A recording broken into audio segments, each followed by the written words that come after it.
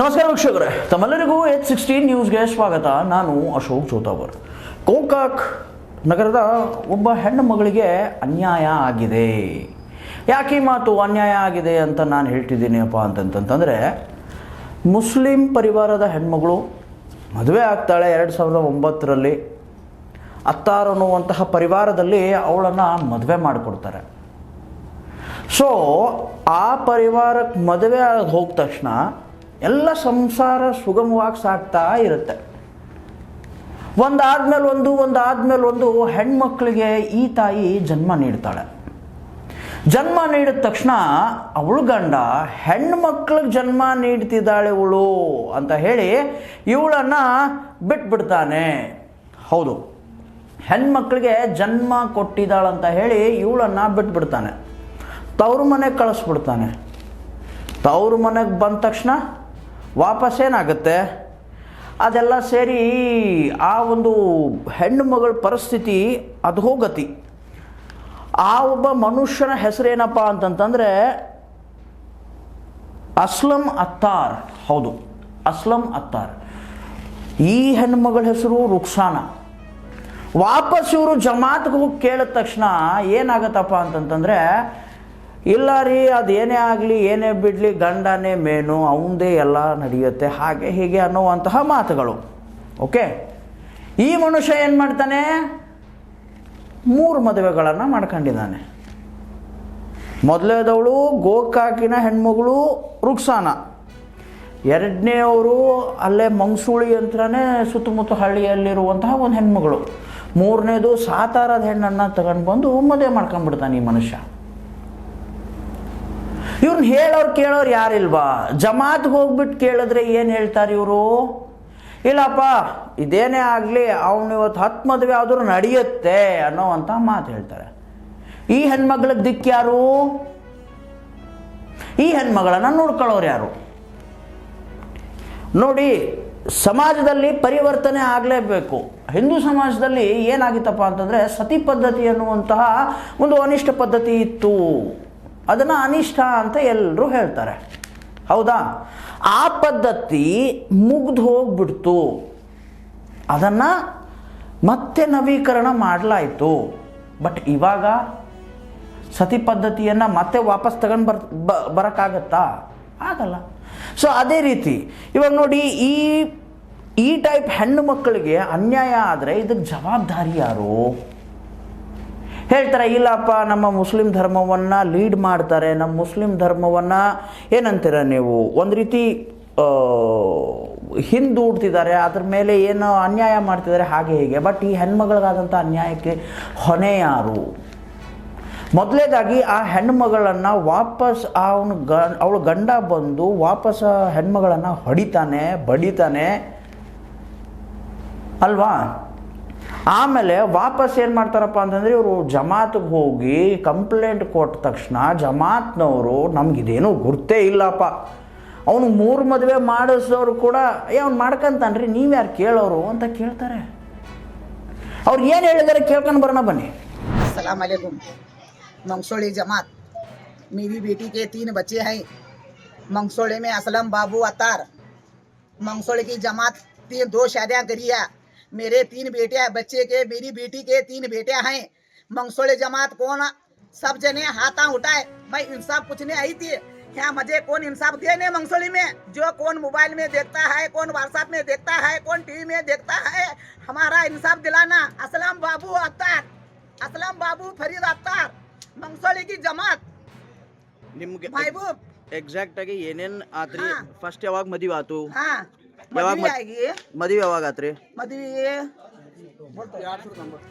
2009 मदवी आई थी। 3 मेरे बेटे हैं, नवाश्या 3 हैं। मदवी आएगी 3 ವರ್ಷ ಆತು. ನಮ್ಮ ತವ್ರ ಮನೆಗ ನನ್ನ ಮಗನ ಮದುವೆಗೆ ನಾ ಕರ್ಕೊಂಡು ಹೋಗಿನಿ.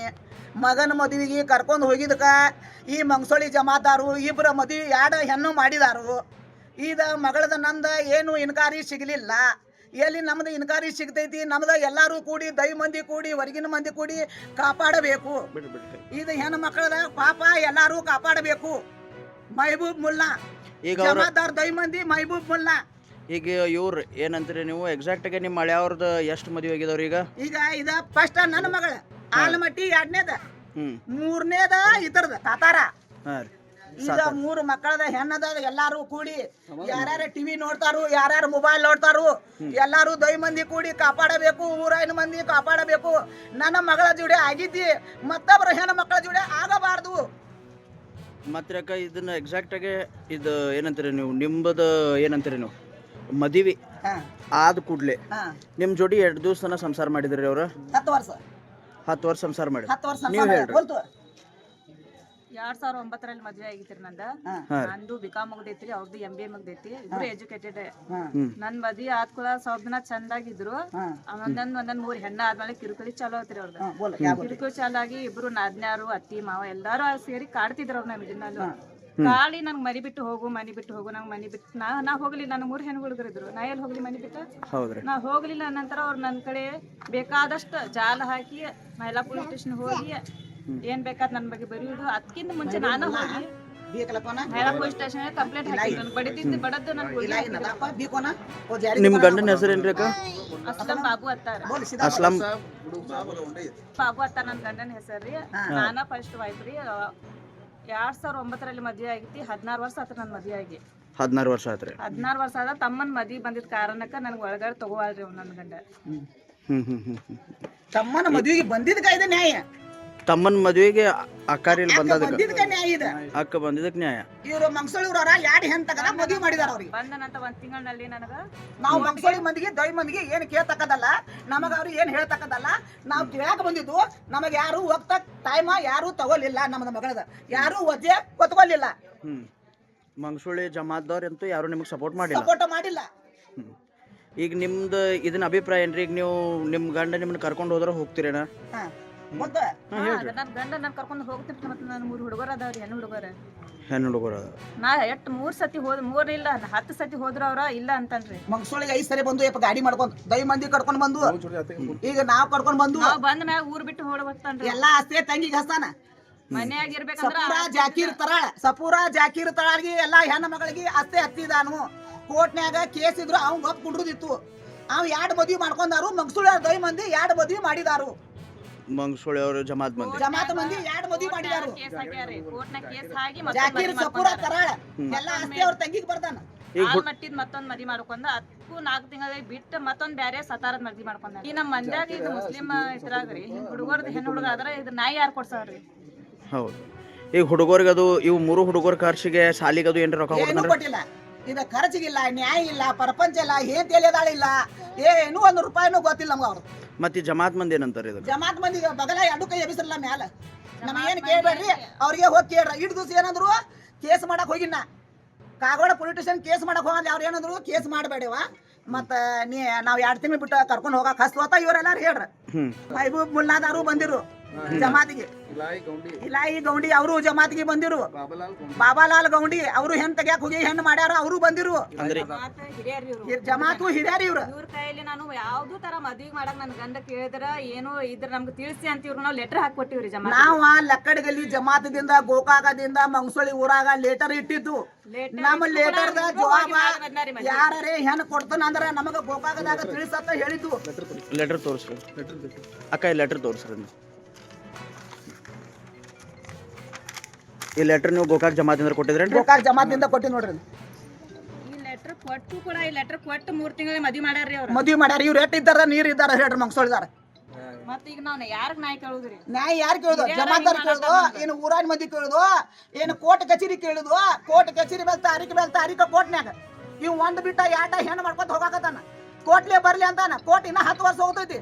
ಅವ್ ಗಪ್ ಕುಂಡ್ರದಿತ್ತು ಅಳ್ಯಾಕ ಹೆಂಡತಿ ಮಾಡ್ಕೊಂಡ 1 ಬಿಟ್ಟು 2 ಮಾಡ್ಕೊಂಡಾನ. ನಮ್ಮ ಮಕ್ಕಳದ ಪರಿಸ್ಥಿತಿ ಏನ? ನನ್ನ ಮಗಳ ಹೊಳಿ ಕಾಣ್ತಾಳ, ನನ್ನ ಮಗಳ ಚಂದಿಗೆ ಹಿಸ್ಸಾ ಕುಡಿತಾಳ. ಈ ತರದ ಜವಾಬ್ದಾರಿ ಮಂಗಸೂಳಿ ದೈ ಮಂದಿ. ನೋಡಿದ್ರಲ್ಲ ವೀಕ್ಷಕರೇ, ಯಾವ ರೀತಿ ಅವರು ದುಃಖ ದುಮ್ಮಾನಗಳನ್ನು ಹೇಳ್ಕೊಂತಿದ್ದಾರೆ ಅವರು ಅಂತ. ಎಷ್ಟು ಸಂಕಟ ಆಗ್ತಾ ಇದೆ. ನಾವು ಬಾಳ್ವೆ ಮಾಡಬೇಕು, ನನ್ನ ಗಂಡ ನನಗೆ ಬೇಕು ಅಂದರೂ ಕೂಡ ಗಂಡ ಸಿಗ್ತಾ ಇಲ್ಲ. ಒಂದಾದ ತಕ್ಷಣ ಒಂದು ಮದುವೆ ಮಾಡ್ಕೊತ ಹೋಗ್ತಾ ಇದ್ದಾನೆ. ಹುಟ್ಟಿಸಿದ 3 ಮಕ್ಕಳು, ಅವು ಕೂಡ ಹೆಣ್ಣಿವೆ. ಅವತ್ರ ಭವಿಷ್ಯ ಏನು? ಅವಕ್ಕೆ ದಿಕ್ಕು ಯಾರು? ನೋಡಿ ಸರ್, ನಾನೊಂದು ಮಾತು ಸಿಂಪಲ್ಲಾಗಿ ಸ್ಪಷ್ಟವಾಗಿ ಹೇಳ್ಬಿಡ್ತೀನಿ. ಅದೇನಪ್ಪ ಅಂತಂದರೆ, ಹೌದು ಧರ್ಮ ಬೇರೆ, ಹೌದು ಅದನ್ನು ಆಚರಣೆ ಮಾಡೋದು ಬೇರೆ ಅಲ್ವಾ. ಆಚರಣೆ ಹೆಂಗಿರಬೇಕಪ್ಪ ಅಂತಂದರೆ ಧರ್ಮಕ್ಕೆ ಅನುಗುಣವಾಗಿರಬೇಕು. ಮೊದಲನೆಯ ಹೆಂಡತಿಯ ಮನಸ್ಸನ್ನು ನೋಯಿಸಿ ಅವಳನ್ನು ಅವ್ರ ತವರು ಮನೆಗೆ ಕಳಿಸಿ ಮದುವೆ ಮಾಡ್ಕೊಳ್ಳೋದು ಯಾವ ಧರ್ಮ, ಯಾವ ನ್ಯಾಯ? ಅದು ಕೂಡ ಬಂದುಬಿಟ್ಟು ಆ ಹೆಣ್ಮಗಳನ್ನು ಹೊಡಿತಾನೆ, ಬಡಿತಾನೆ, ನೀನು ಹೆಣ್ಣು ಹಡ್ದಿದೀಯಾ ಅಂತ ಹೇಳಿ ಟಾರ್ಚರ್ ಮಾಡ್ತಾನೆ. ಸೊ ಇದಕ್ಕೆ ಉತ್ತರ ಏನು? ಇದನ್ನು ನಾವು ಕೇಸ್ ತಗೊಂಡು ಕಮಿಷನರ್ ಅವ್ರ ಹತ್ರ ಹೋಗಬೇಕು ಅಂತ ಅಂದ್ಕೊಂಡಿದ್ದೀವಿ. ಕಮಿಷನರ್ ಅವ್ರ ಹತ್ರ ಹೋಗಿ ಕಂಪ್ಲೇಂಟನ್ನು ಮಾಡಿ ಅಲ್ಲಿಂದ ಇದಕ್ಕೆ ಒಂದು ಪರಿಹಾರ ಸಿಗುತ್ತಾ ಸಿಗಲ್ವಾ ಅನ್ನೋದು ನೋಡಬೇಕಾಗಿದೆ. ಇದನ್ನು ಕಾಯ್ದು ನೋಡೋಣ ವೀಕ್ಷಕರೇ. ಇದರದ ಅಪ್ಡೇಟ್ಗಳನ್ನು ನಾವು ಸದಾ ನಿಮ್ಮ ಮುಂದೆ ಪ್ರಸ್ತುತಪಡಿಸ್ತಾ ಇರ್ತಿದ್ವಿ. ಇದಾಗಿತ್ತು ಈ ಹೊತ್ತಿನ ಪ್ರಮುಖ ಸುದ್ದಿ. ಇನ್ನಷ್ಟು ಸುದ್ದಿಗಳಿಗಾಗಿ ಸದಾ ಫಾಲೋ ಮಾಡ್ತಾರೆ H60 ನ್ಯೂಸ್. ಇದು ಸತ್ಯದ ಕೈಗನ್ನಡಿ.